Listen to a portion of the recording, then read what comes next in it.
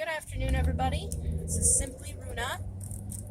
So I'm starting getting my channel going, and one of the things I was asked by a friend of mine to talk about is what I think are, or what in my personal experience are, the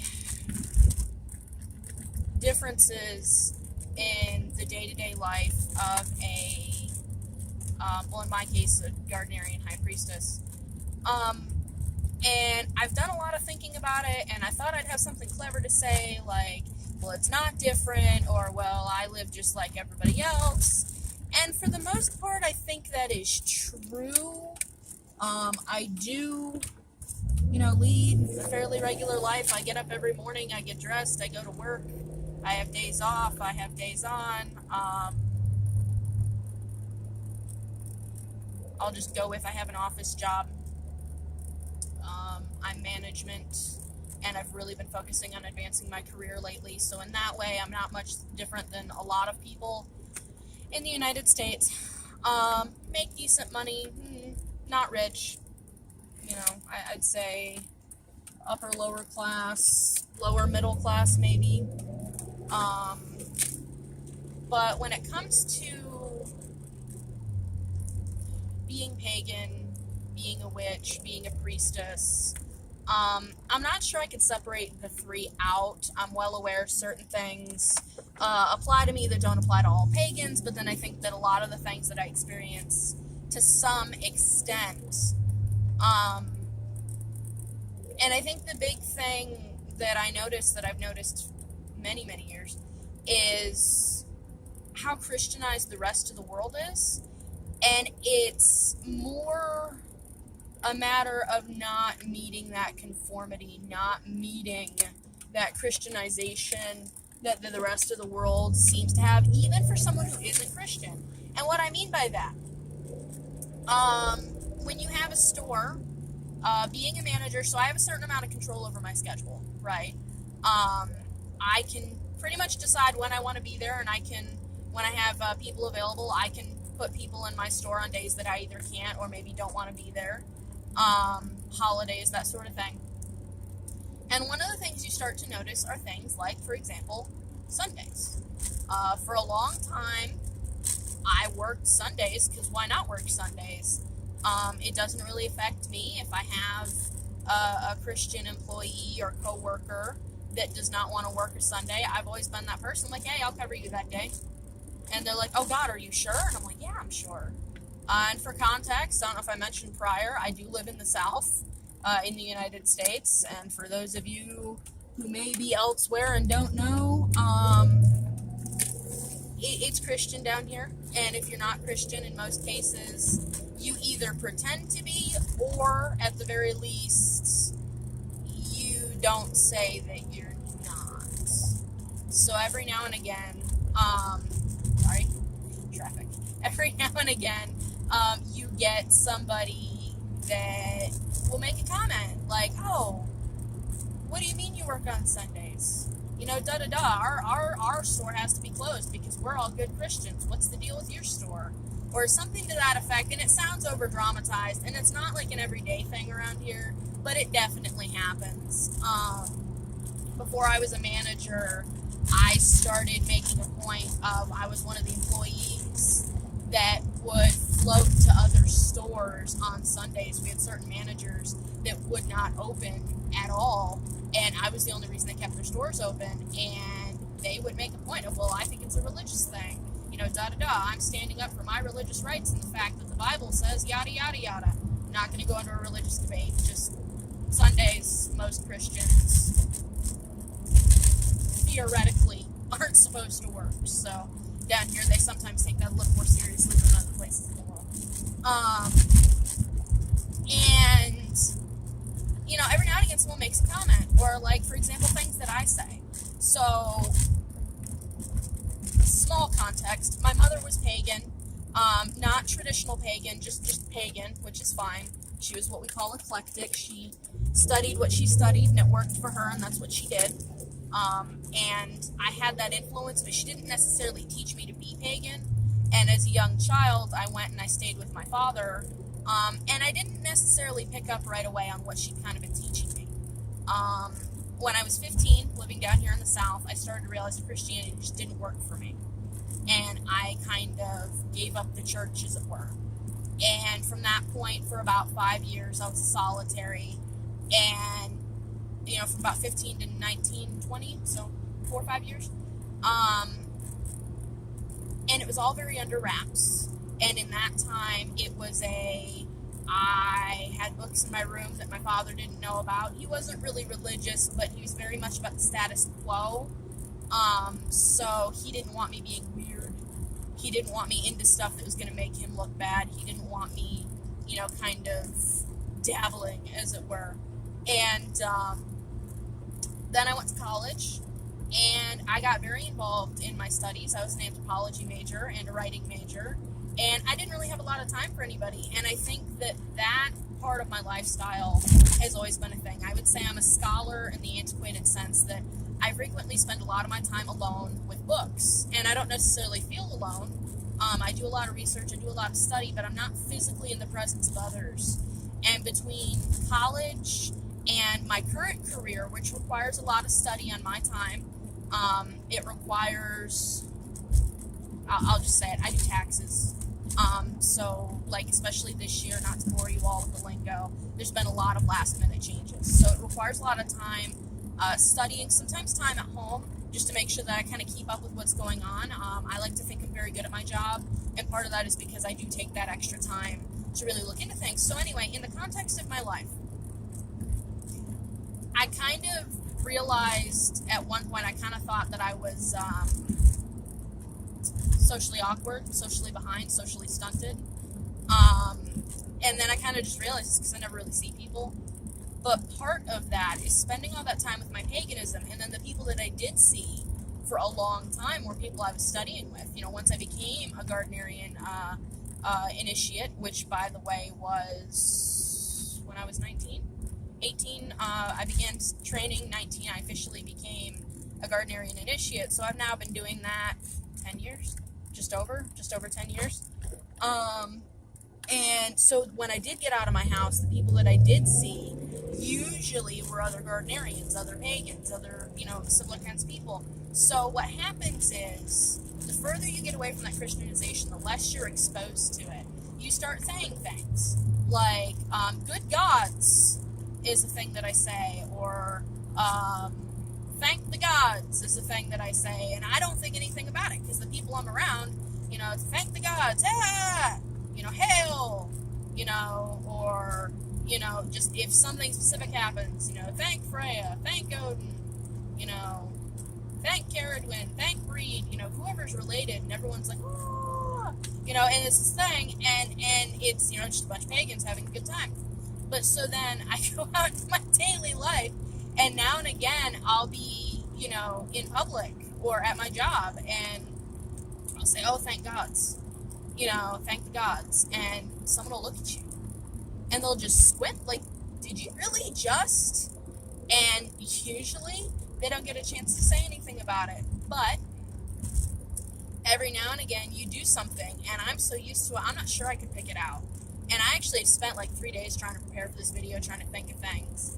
And I think the big thing, kind of dialing it back to the point of the video, my day-to-day life, it can, for some people, become an entire culture.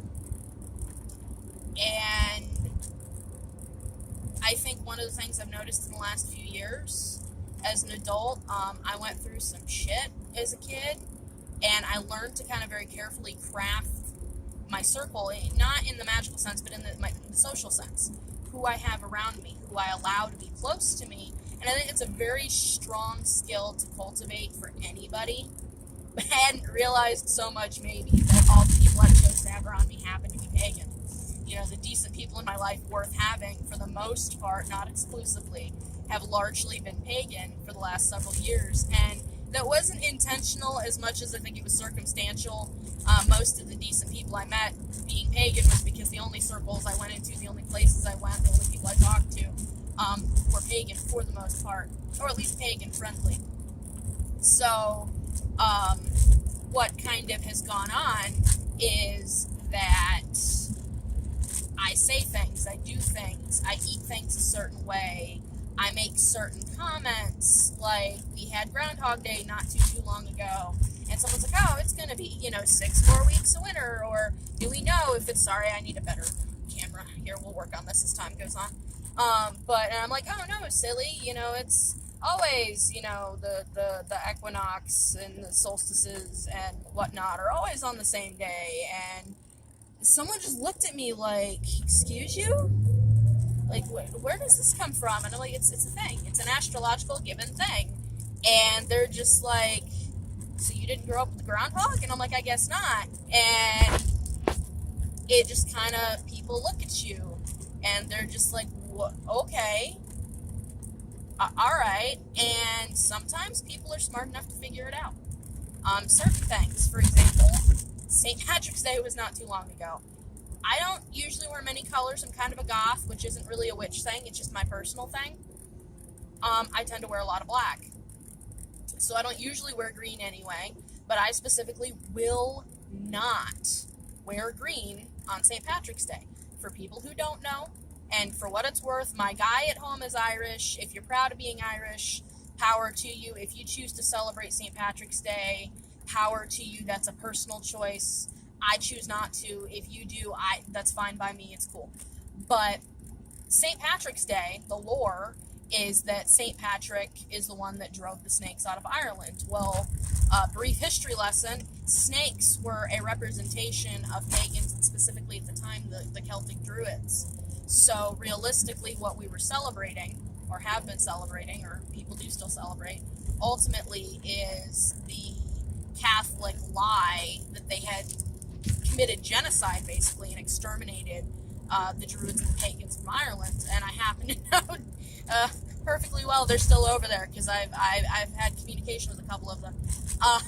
But point being, I will sometimes, or frequently, on St. Patrick's Day, I actually will put a snake. I'll use eyeliner or something, and I will specifically draw a snake on my face or some similar token as my little way of saying, we're still here.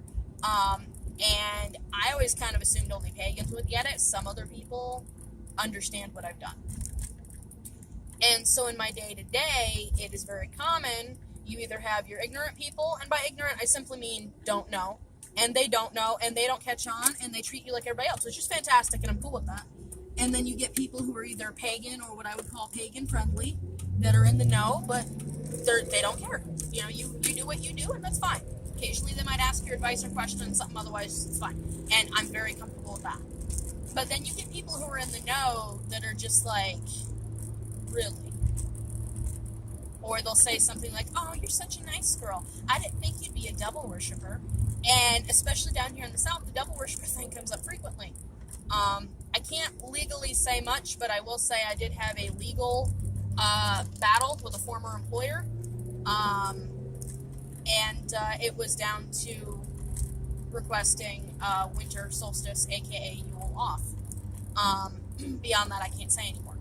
But, so it does have an impact. You get these situations, especially in certain work environments or in certain community environments that are not necessarily pagan, where people get this idea, and I found it's a fine line, because either you're completely in the closet and they don't know about it, and you police your speech, you police your clothing, you police your actions, and no one ever knows, which is a choice a lot of pagans, witches, and also traditional witches, Gardnerians make. And I decided that I wasn't going to live a lie, personally. No judgment to anybody. It's an individual choice.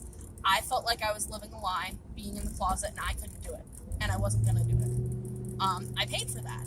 The legal battle aforementioned and the things that it caused were hell on earth. It's not something I ever want to go through again. If a similar situation arises, I'm going to go through it again, because there's certain things people should not be able to say, do, or afflict on you. And unfortunately, even in the year 2020, 2021, the United States, shit still goes on. And I don't want to make it sound like every day is a struggle, because it's not. But another thing that also happened recently, my uncle passed away on Easter. I'm sorry, it's still very raw.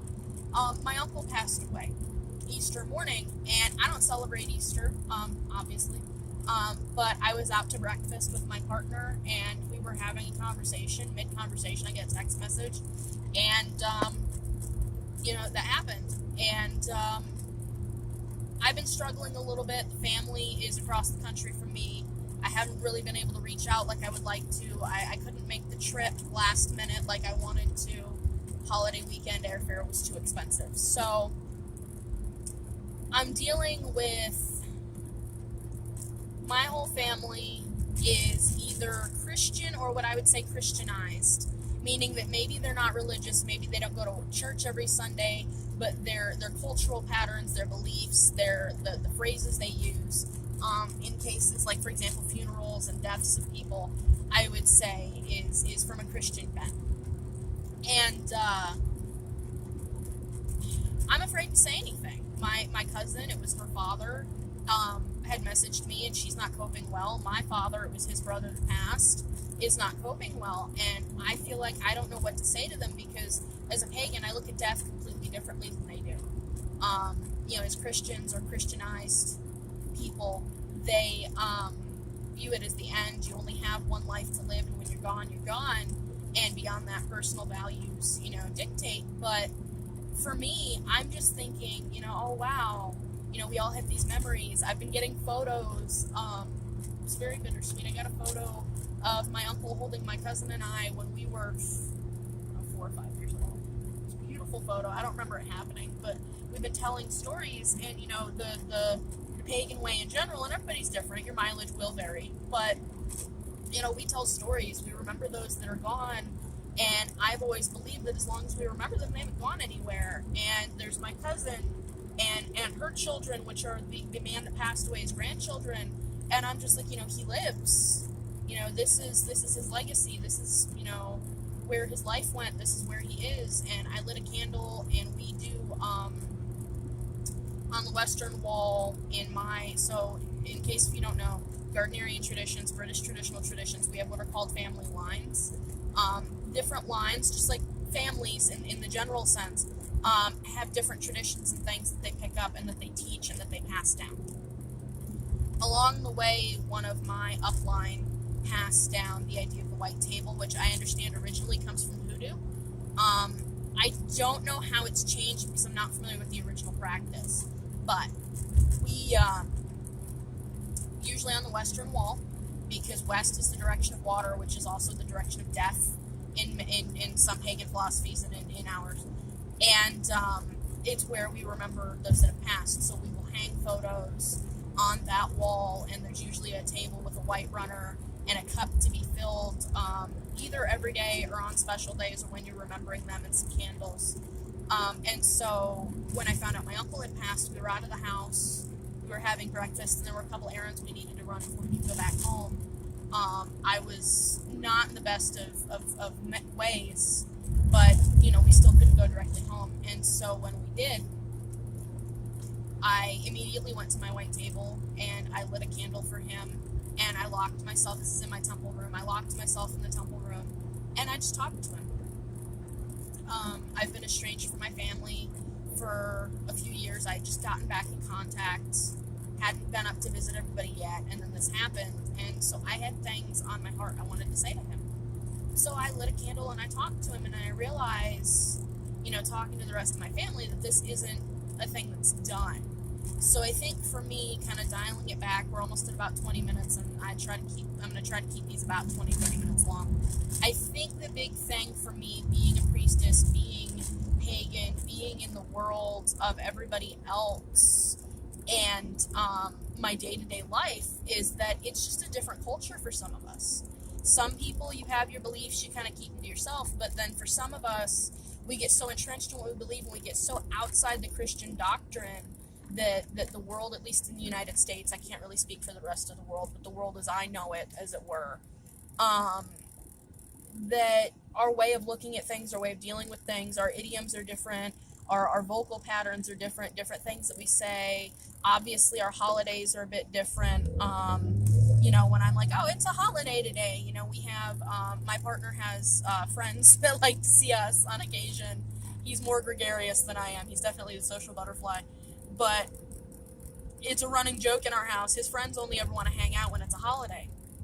And they never know when it's a Sabbath for us. So I'm like, oh, can't, it's a holiday. And then his one friend a few months ago was like, it's not a holiday. I'm like, yeah, yes it is. XYZ date, next weekend.